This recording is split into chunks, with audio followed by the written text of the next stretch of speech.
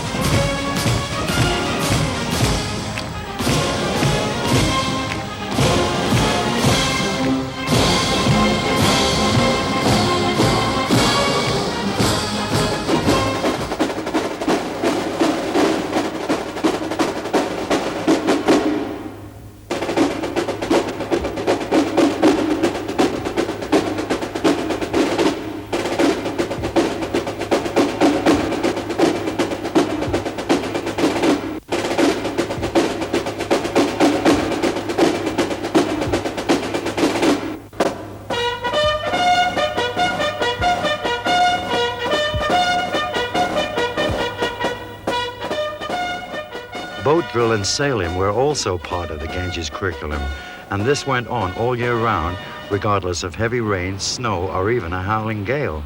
Typically in the 1930s, about once a month, an old S-class destroyer would arrive from Chatham, anchoring off shortly for a week, affording classes the opportunity of daily trips out to sea. On completion of course, if the entrant had been given a Chatham designation, they were usually drafted via the destroyer, such as the Scimitar, as seen here, on its return voyage to the Medway.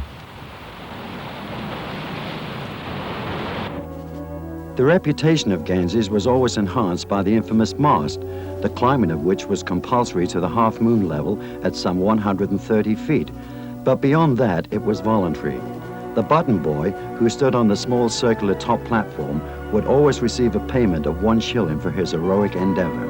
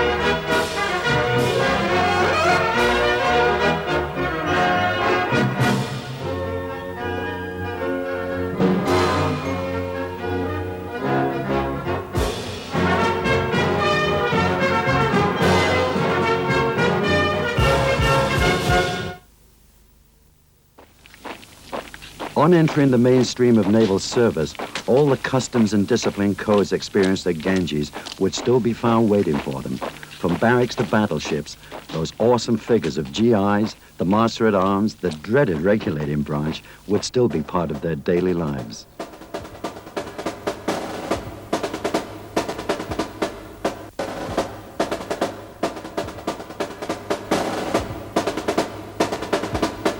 Although during my own service I never experienced HMS Excellent, the Royal Navy's gunnery school on Whale Island, I well remember the buzz I used to hear, one attached close by at HMS Mercury, that it was a place almost akin to the gates of hell. Perhaps in retrospect, much of that was all a youthful exaggeration, though I'm sure there are many who would disagree. At the outbreak of the war, the ranks of the Navy were rapidly swelled by large numbers of conscripts. Being that their naval service would only be for the war's duration, they were known as HOs, hostilities only. For many of these men, the sudden change in lifestyles was psychologically dramatic, for the Royal Navy was not going to lower its standards of discipline purely out of sympathy. And after just a few short weeks of basic training, they could find themselves experiencing the horrors of the Pentland Firth or the storm-tossed seas far out in the Atlantic. Many could not even swim.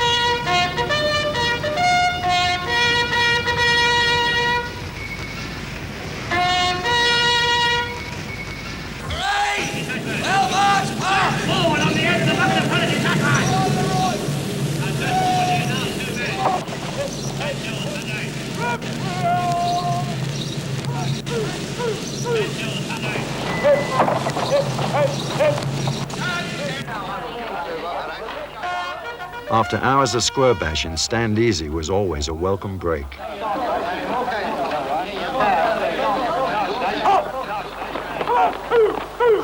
Double here, double there, commanders, defaulters, and request men, number 11s, the sudden exposure to it all seemed so bewildering and hectic. Those curt staccato calls over the tannoy. Dear here there, men under punishment and stoppage of leave to muster. Cooks to the galley, up spirits, hands to dinner, out pipes, clear lower decks, liberty men fall in, pipe down. It was a life unique to all of us that experienced it. And perhaps years later, in reflection, we are proud of it.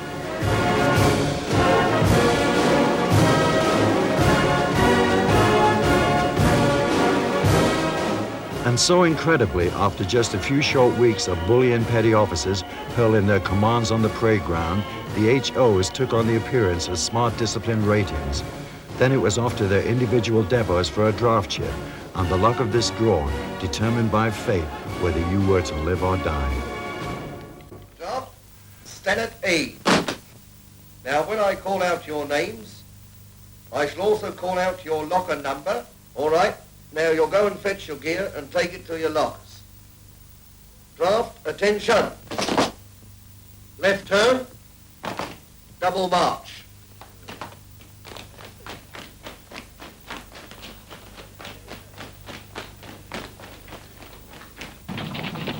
Come on into the banner room, I said. Now come on, jump to it, all of you. Now hurry up, those men. And you too. Come on now, hurry up. What are you waiting for? Do it, all of you.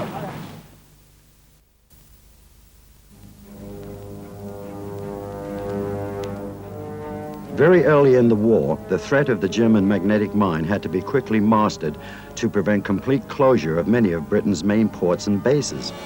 Already the Nelson had been seriously damaged, while the new cruiser HMS Belfast had her back broken, which kept her inactive for 3 years.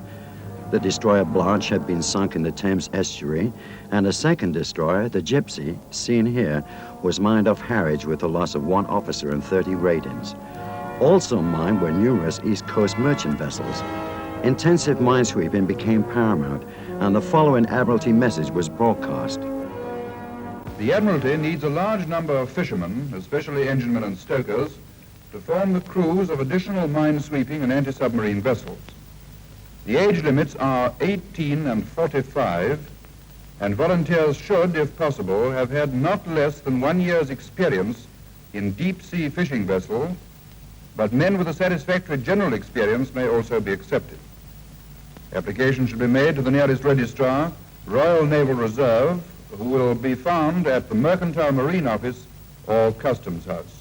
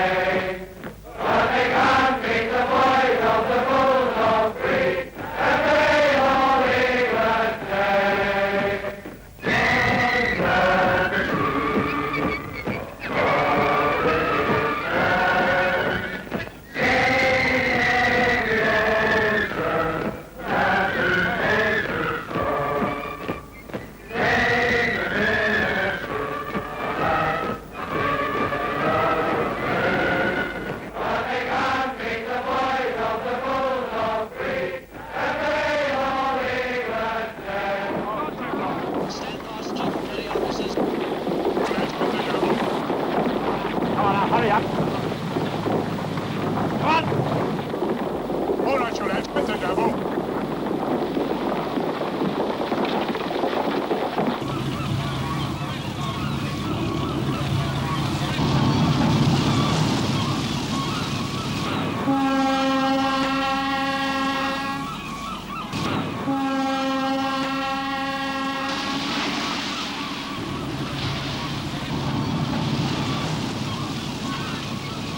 Minesweeping was a very precarious operation, and many fatal casualties occurred due to the enormity of the explosion when one was triggered inadvertently. By the end of 1940 alone, over 100 of these converted trawlers had been lost, mostly by mine and others by enemy aircraft. Yet by the second year of the war, the Navy had almost 1,000 minesweepers in service, and even this figure will greatly increase during the succeeding war years. There were three basic types of mines to contend with: contact, acoustic, and magnetic, and various techniques were employed in countermeasures. Even to this day, mining and countermining still constitutes an almost invisible, ceaseless war, as the ingenuity of science presses ever forward in the dubious art form of sinister death-dealing technology.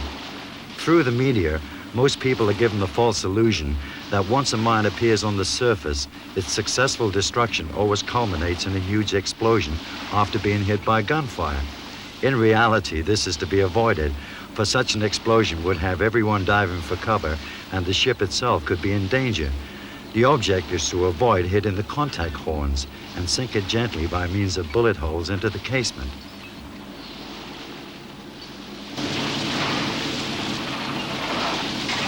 The sweeping method employed here is using an oar piece of float, a paravane-type device used in conjunction with a submerged kite, which trailed from the stern a long wire with a cutting edge. Hopefully, this would release a mine suspended from the seabed, and in this particular case, again, the undesired surface explosion is portrayed by means of gunfire.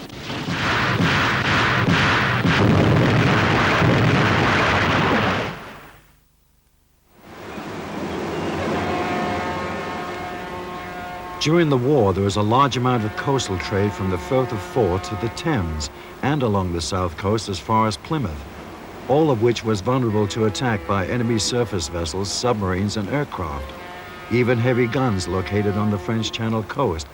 And as will be disclosed in this following rare film sequence, convoys were all coordinated from inside the Admiralty. 20,000 tons of coal to be delivered from Dover to Falmouth, steel and machinery to Portsmouth and Southampton, and general cargo to Plymouth. We should have 10 ships available before Saturday, sir. How are they armed? Lewis guns, sir, and the Greyfriars has a 12-pounder.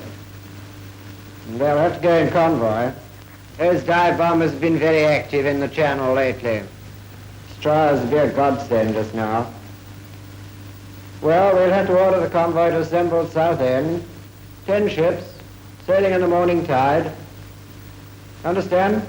Yeah. I'll leave it to you then. Aye, sir. The nerve center of all naval control was the underground communication room at the Admiralty, from which all convoy formation instructions would be sent to the applicable escorts and merchant ships. Being an ex-telegraphist myself, who joined when living in the London area, one's mind is intrigued at the thought of having been given such a draft assignment.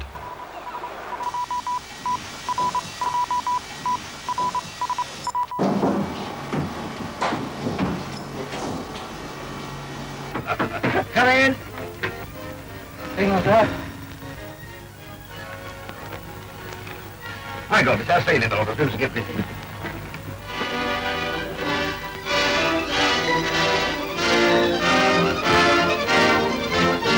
Mr. Mate, we're standing in convoy on the morning tide.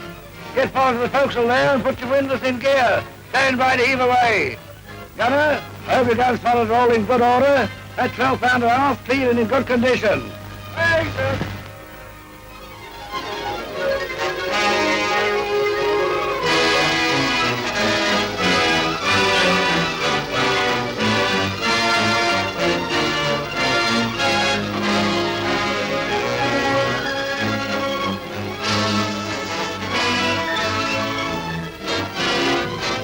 Heave away, Mr. Mate.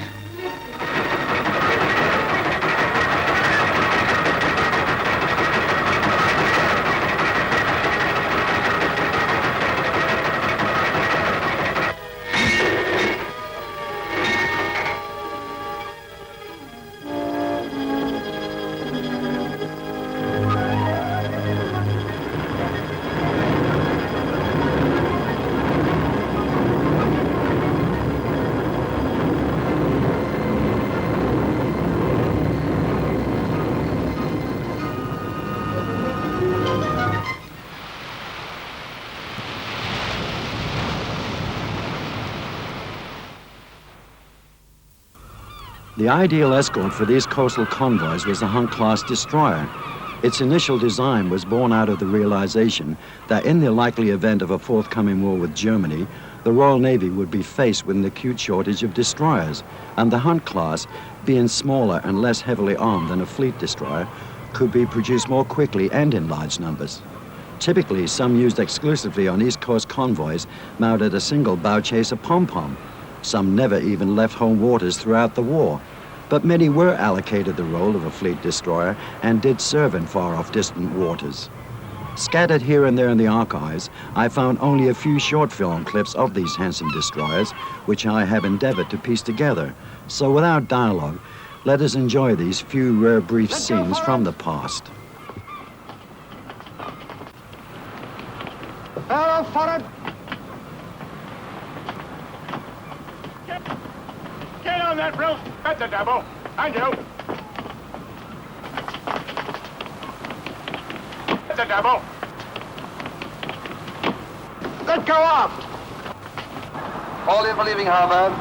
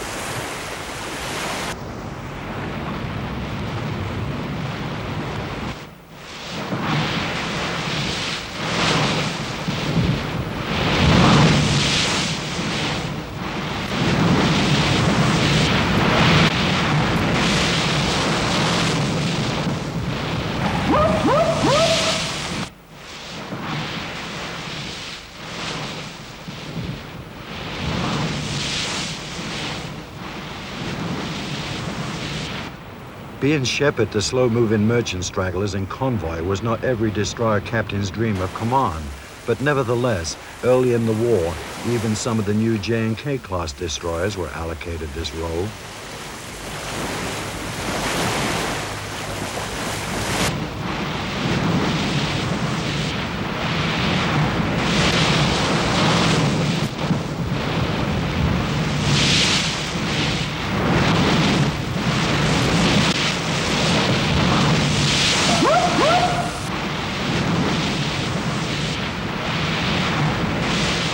Early in the morning, it was the procedure of RM warships to close up for dawn action stations, though what now follows will be more in keeping with just typical scenes of call in the hands.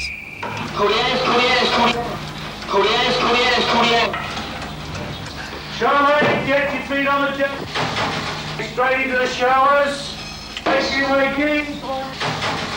Charlie, get your feet on the deck. Last one out. Facing waking. Facing waking.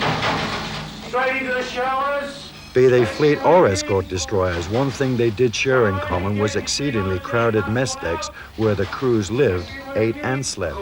And out of interest, breakfast was a non-event.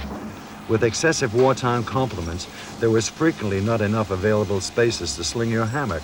Thus, some crew members had to make do by sleeping on just table or locker tops, and in rough weather, certainly not recommended.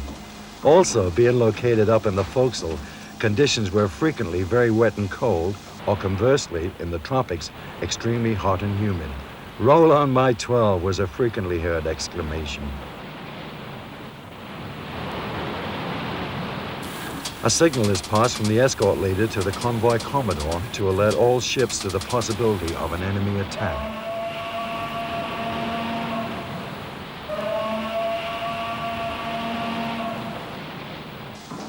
Meanwhile, below deck, some crew members are enjoying a few moments of relaxation.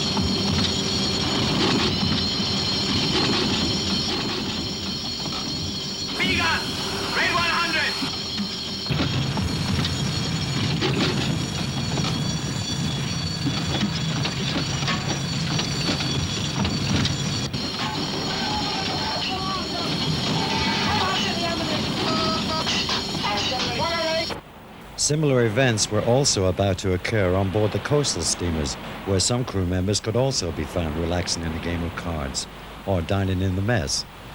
Being so slow and lightly armed, their plight was more vulnerable than that of the escorts. So I said to my missus, I said to her, your idea of a convoy is dozens of destroyers tearing up and down on each side of us. Oh, good whole thing. One destroyer, 2 Lewis guns, trusting God and keep your powder dry. Them's my sentiments. You said it, mister. You just about said it. My God, there's a jetty. Enemy flying, sir. Action station!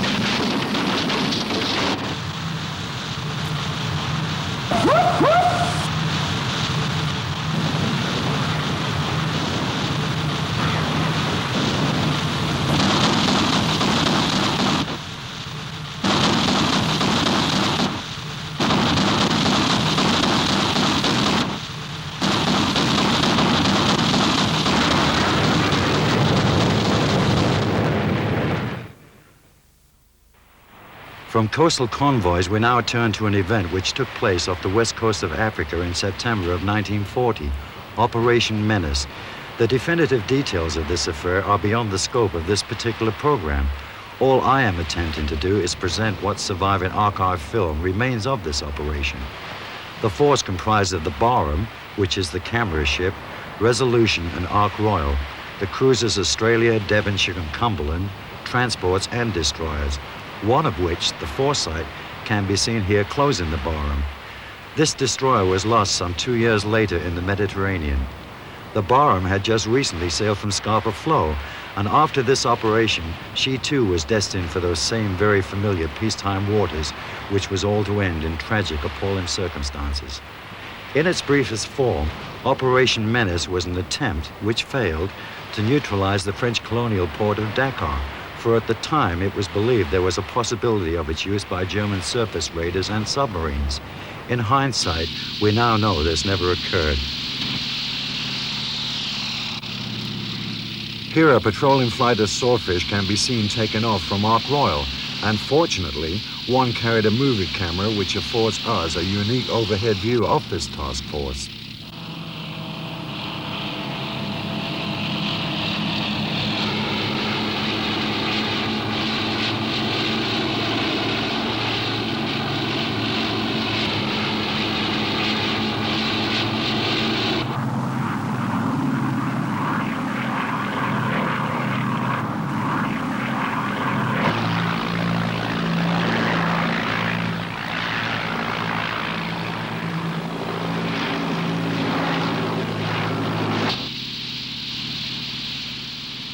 Simultaneously, these same aircraft were also being filmed from the Barham.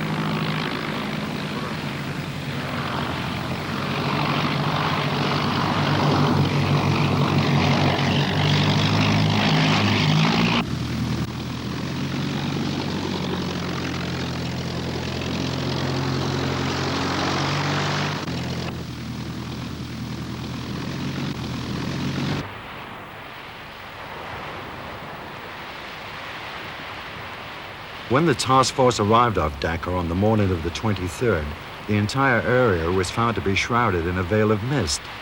A Free French force under General de Gaulle made contact with the Vichy inhabitants, and as the British force remained offshore, he attempted to gain a peaceful settlement. In observing some of the other warships present, which were captured on film, the destroyer with the black leader band is probably the Faulkner, as observed by the captain of the Barham. Break out battle engine. Aye, sir. This county-class cruiser must be the Australia. While further in the distance is to be seen the Devonshire. By late afternoon, negotiations had broken down, and under threat of a forced landing, the Vichy French showed their hostile displeasure by opening fire with shore batteries and the guns of the battleship Richelieu, which was berthed in the harbor.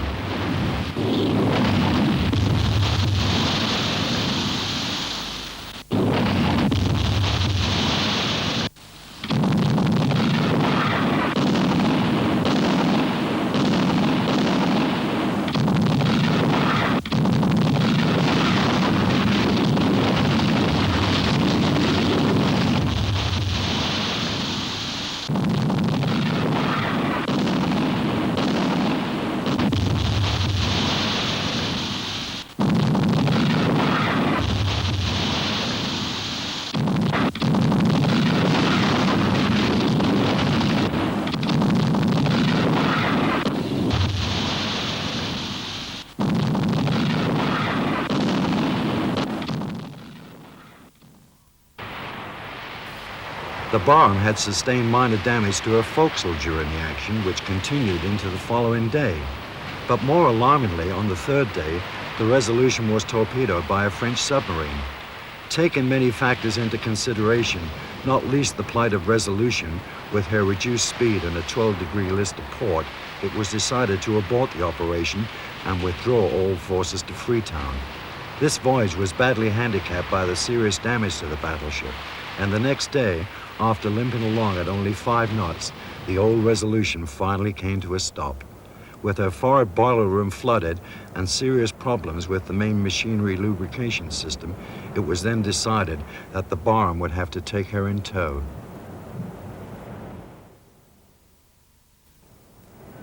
Do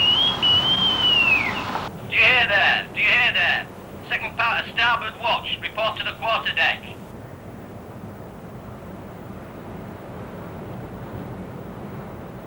For reasons unknown to myself, at some point of the operation while stopped, the Barham sent one of her seaboats over to the cruiser Devonshire. The attendant destroyer would appear to be the Escapade.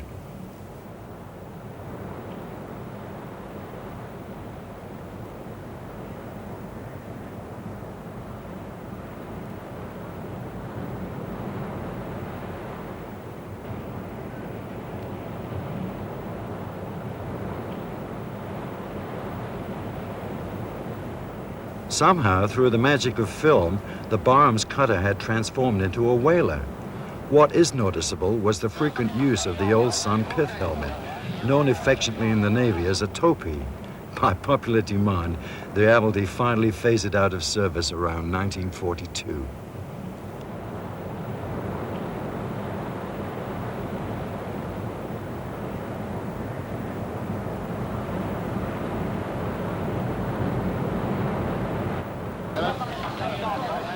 The sequel to these events for the Resolution were, after temporary repairs at Freetown, she returned briefly to the UK and then sailed to Philadelphia, Pennsylvania, spending some 6 months repairing major damage and a complete refit, after which she subsequently joined a very fragile East Indies fleet.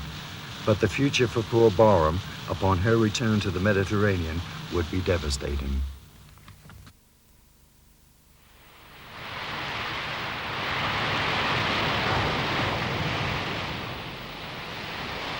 Another warship which was to also operate in the Mediterranean during 1940 was the cruiser Kent. And what you're about to see is some extremely rare private film taken by its first lieutenant, or Jimmy the One, with his own 16mm Bell & Howell camera. The cruiser had recommissioned at Chatham in May of 1938 and eventually arrived in Hong Kong early September to begin her long commission as flagship on the China station. These next few immediate scenes are perhaps representative of some of the typical onboard activities when at sea.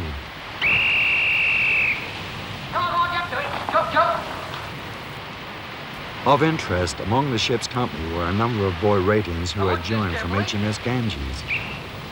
Right?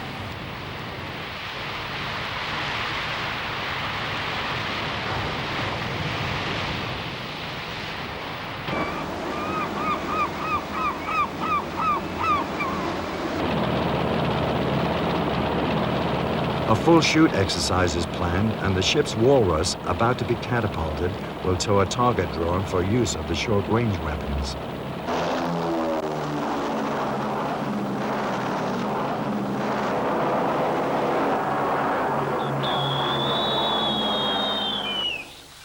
you hear there? Do you hear there? Hold the hands. Hold the hands. Watches for exercise. Close up.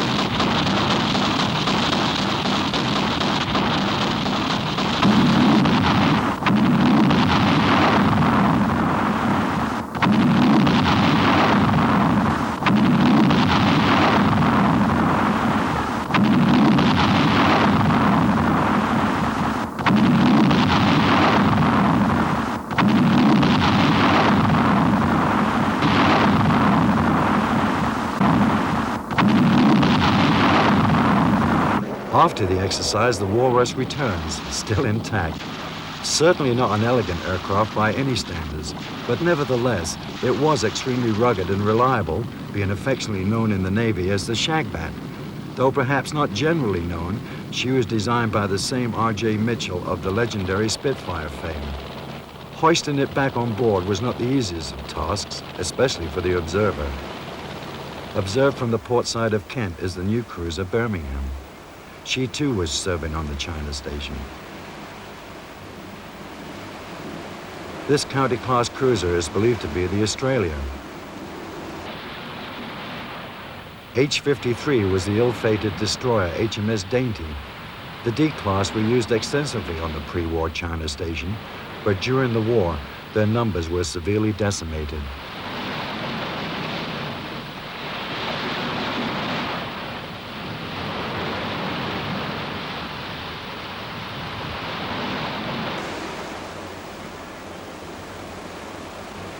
The depot ship for the 4th Submarine Flotilla based at Hong Kong was HMS Medway, and 2 further counter-class cruisers serving on the China station during this period were the ill-fated HMS Cornwall and HMS Dorsetshire, both being sunk together by Japanese aircraft in April of 1942 when some 300 miles south of Colombo. In Hong Kong, Captain Ashmore is about to be piped ashore. Pipes ready? Pipe.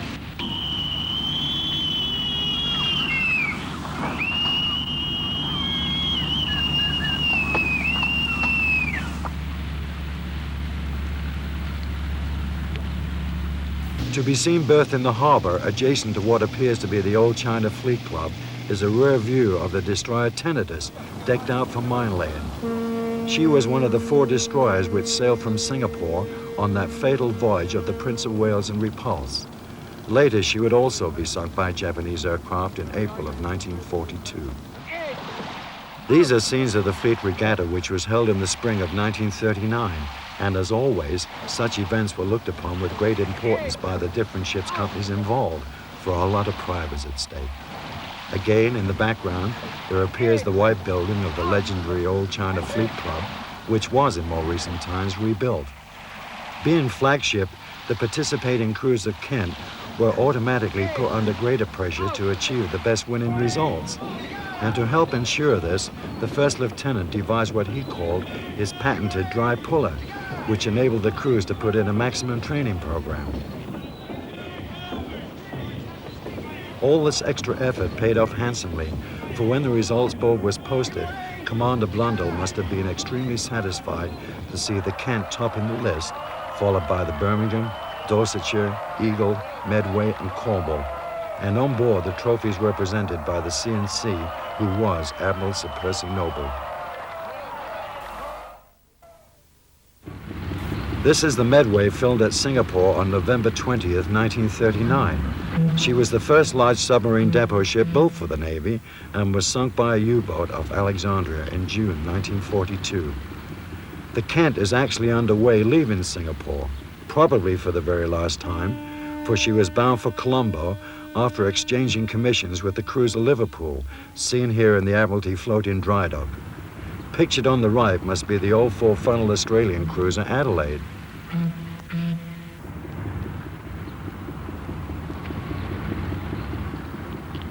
It is interesting to contrast this view of the Liverpool with that of her filmed also by Commander Blundell in Alexandria Harbor some 11 months later.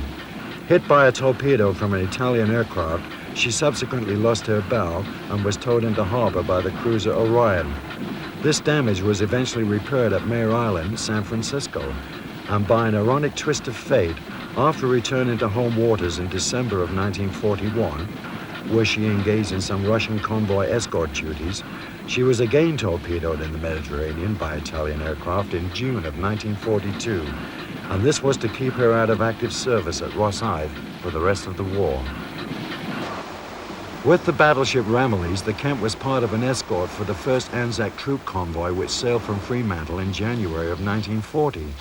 Some of the troop ships comprised of the Empress of Canada and Japan, Orion, Orcades, Dunera, and the Rangitata, though not necessarily all seen here or in that order. Her last Anzac troop convoy assignment took place in May, and at some point of time in the Indian Ocean, she caught a rare glimpse of the Queen Mary sailing alone at some 25 knots. The following month, HMS Kent joined the 3rd Cruiser Squadron in the Mediterranean. She would never again return to the waters of the Far East.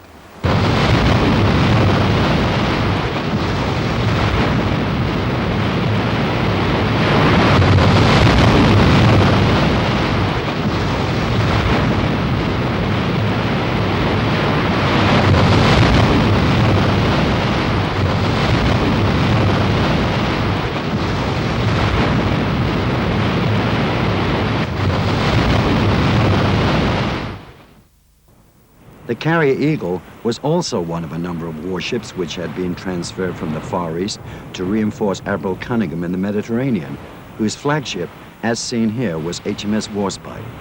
Again, another view of the cruiser Liverpool, for she too had joined the same theater of operations, of which the battleship Malaya was also a member. It's a paradox, for in viewing these handsome, magnificent warships from the past, one can only reflect with a touch of sadness that the quality of some of yesteryear's 16mm film could at times leave so much to be desired, whereas with today's technology, making easily available color video cameras, our seas are now bereft of these classic-looking warships, the likes of which the world will never see again.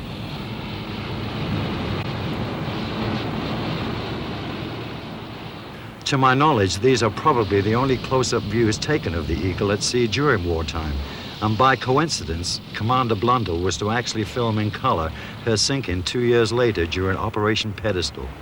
Joining this same force from home waters is the ill-fated cruiser Coventry.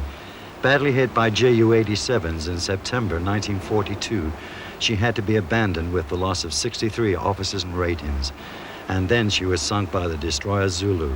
During the previous month, the Coventry had been preceded by the leader of the 14th Flotilla, HMS Jervis. And as she came alongside the Kent, she was eagerly devoured by the camera, being of a new class of destroyer which had previously been unseen by the pre-war personnel of the China station. The Jervis was a sister ship of HMS Kelly, for both had been built simultaneously at Hawthorne Leslie's on the Tyne.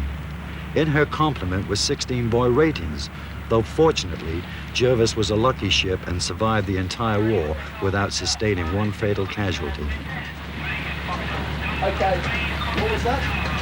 Yeah, okay. Right, telephone thing. What's the watch? Check them now. 1 minute, darling. This is fine. I'll do it.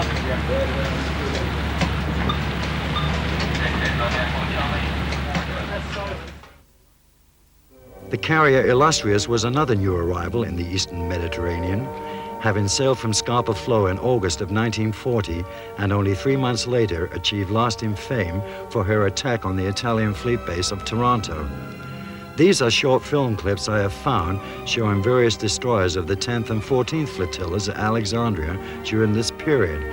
Some of the 10th contained a number of old V&W class destroyers, which were manned by Australian crews, who affectionately named them the Scrap Iron Flotilla. This is a tribal class F-36 HMS Nubian, and it is followed by an all but too brief view of the Australian destroyer Vampire. H-53 is again the Dainty. She would be sunk by aircraft off Tobruk in February of the following year with the loss of 2 officers and 12 ratings. And once more we see the ill-fated Vampire as she closes alongside a tanker. The cruiser Gloucester arrived at Alexandria in May, joining the 7th Cruiser Squadron. Exactly 1 year later, she would be sunk off Crete with only 82 survivors. The Barham arrived in November, and by a strange coincidence, she too would be sunk exactly 1 year later. Tragically, with so much original film footage being so savagely edited and abused many years ago, the length of the surviving archive sequences frequently make it difficult to try and compose just a few short necessary words to now fit this fixed related time scale of the visual image. However, here we are given the luxury of a longer than usual surviving sequence showing Admiral Cunningham on the quarterdeck of his beloved Warspite. Through his legendary exploits in the Mediterranean, the nation was probably more aware of his name than that of any other British admiral of World War II.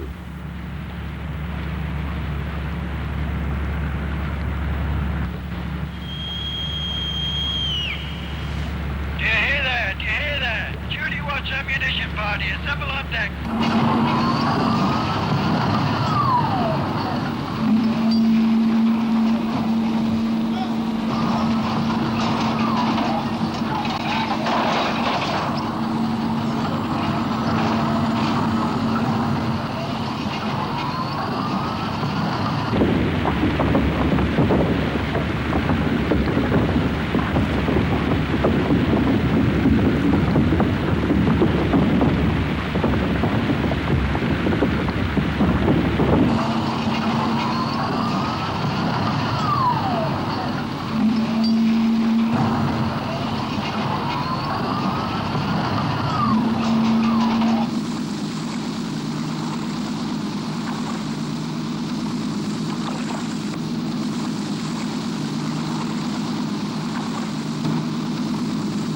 The now historically famous Australian cruiser Perth, berthed at Alexandria, is about to be visited by Prime Minister Menzies and Admiral Cunningham.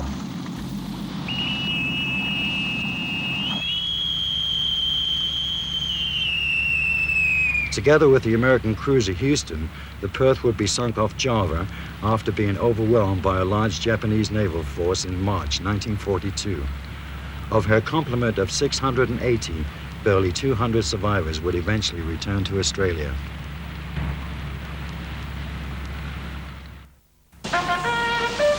Once again, with only fragmentary surviving archive film, I have endeavored to piece together an event which almost certainly was filmed in August of 1940, when the Warspite led the fleet out of Alexandria to bombard Bardir. This must be the Malaya, with the cameraman being on board the Ramillies. And if you look closely, you will shortly catch a brief glimpse of the Australian destroyers Vendetta and the ill-fated Waterhand. Then you will see Diamond, H-22. She was sunk only 8 months later, reportedly with no survivors. A simple naval draft ship could be an awful luck of the draw.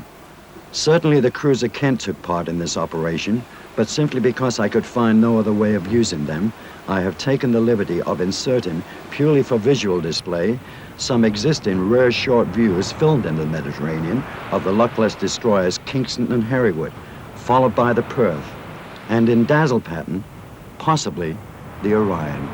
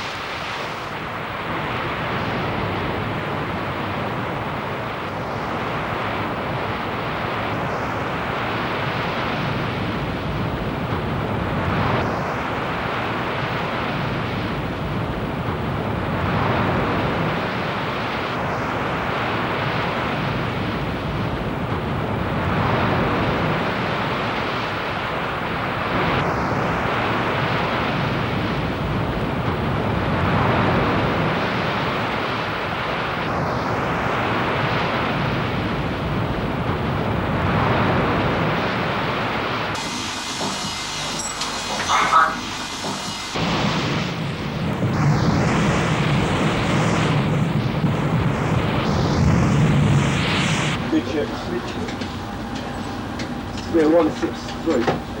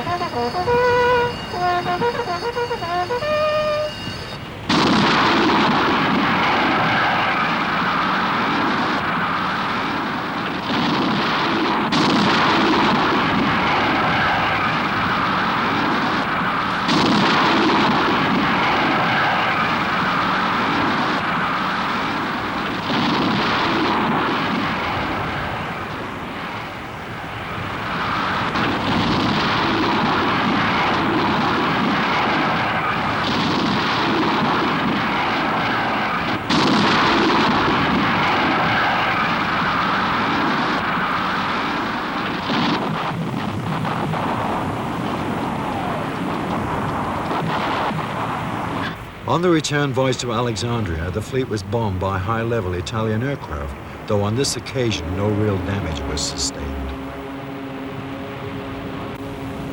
Aircraft inside astern, sir.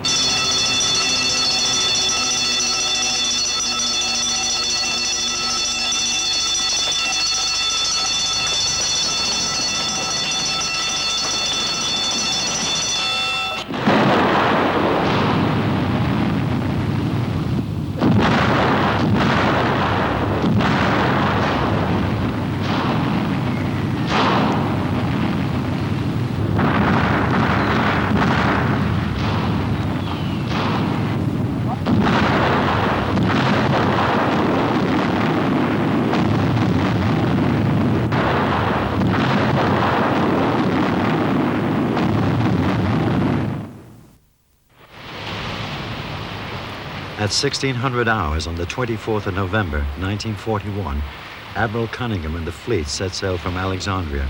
For HMS Barham, it would be her last voyage. And here we are faced with another paradox.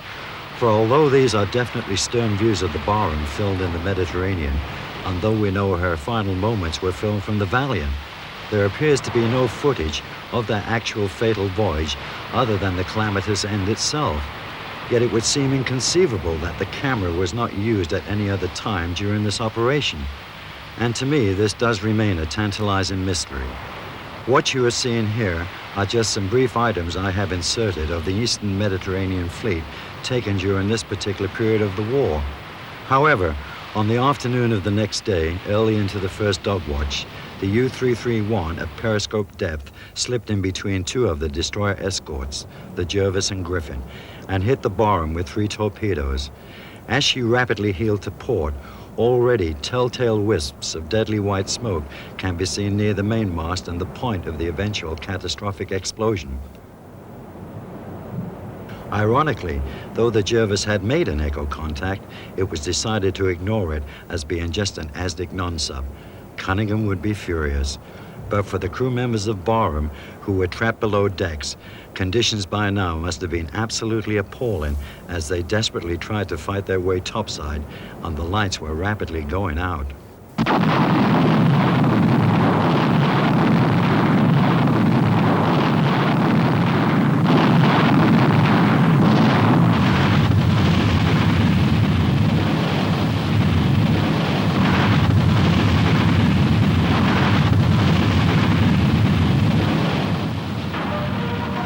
The number of lives lost on HMS Barham is put at somewhere around 880 officers and ratings, of whom some were just mere boys.